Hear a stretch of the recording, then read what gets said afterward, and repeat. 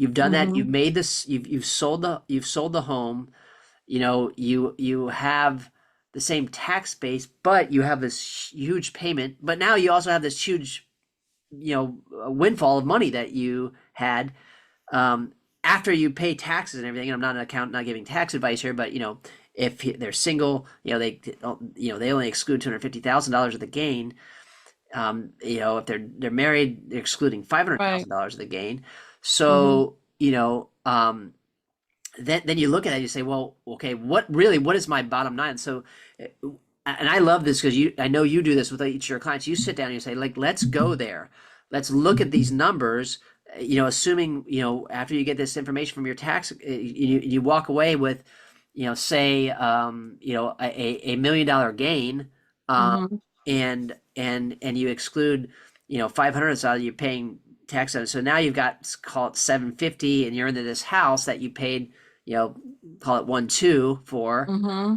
and then you're carrying this mortgage. So you're looking at it like, okay, well, now where are you at? You have this big bunch of money. You have a big bunch of money, and now you have this new mortgage payment. But it's, at least the property taxes aren't going to kill you. That's Mm-hmm. the benefit.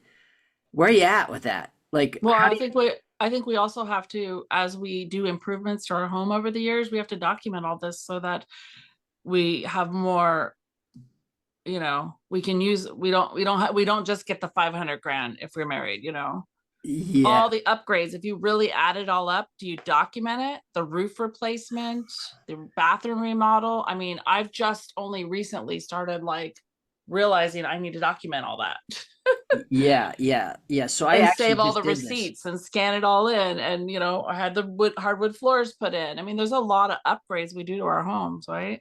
Well, yeah, and so I caveman it, and I just throw it in a Google folder, like a Google Right, Drive folder. I just, because every time I save the email, I move the document over there, whatever it is, right. because I actually did that on the last home that I sold. I was like, oh man, I have a ton of improvements, and this happens, like, so I had this conversation with a client right now. I have a listing in the Ocean Beach, Point Loma area, and I said, remember, like, now you guys are going to be able to exclude, because I sold them this home in 2010, and Mm-hmm. it's 2025 now. So they have a ton of equity. They went up Right. a ton. So they're going to make a ton of money, which is good news, obviously.